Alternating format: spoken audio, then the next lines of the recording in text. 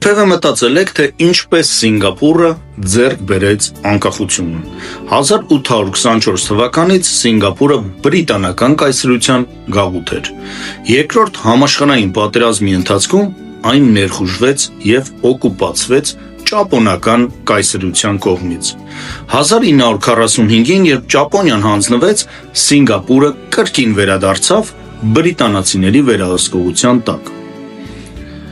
Պատերազմից հետո Սինգապուրում սկսվեց աճել անկախության ձգտումը, ինչը բերեց մի շարք անկարգությունների եւ քաղաքական լարվածության։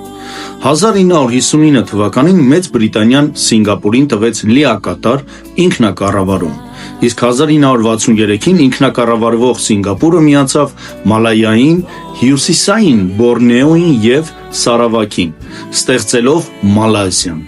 Այս միավորումը նպատակ ուներ ամրապնդելու տնտեսությունը, ստեղծելով ընդհանուր ազատ շուկա,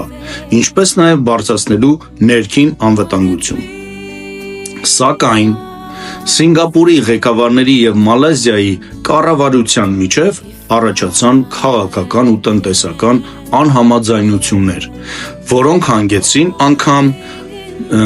ռասայական լարվածության եւ անկարգությունների։ Այսինքն տեն շատ անկարգ ռասայական լարվածություններ։ Դրա հետևանքով 1965 թվականին Սինգապուրը բաժանվեց Մալայզիայից եւ դարձավ անկախ պետություն։ 1965 թվականին Սինգապուրը դիտվում էր որպես փոքրիկ կղզի առանց որևէ բնական հարստության։ Ոչ նավթ, ոչ ջուր, ոչ մի բան չուներ, բայց հայտնվեց Լի Կուան Յուն, մի մարդ, որի տեսլականն այնքան համարձակ էր, որ ասաց. Սինգապուրցին պետք է ունենա երկաթի կամք, թե չէ,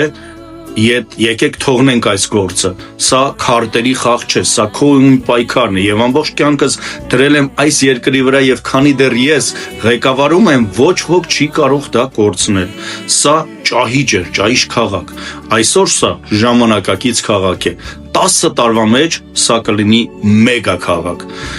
Նա կառուցեց դաստիարակություն, կարգապահություն եւ կոռուպցիայի հանդեպ զրոյական հանդուրժողականություն, ժողովուրդ ջան, վերացրեց կոռուպցիան։ Եվ այսօր Սինգապուրը աշխարհի ամենահարուստ, ամենաանվտանգ եւ ամենամաքուր պետություններից մեկն է։ Աշխարհամասշտաբ առողջություն, աշխարհի ամենաուժեղ անձնագրերից մեկը, ֆինանսների եւ առևտրի ու նորանորության կենտրոն, գլոբալ կենտրոն։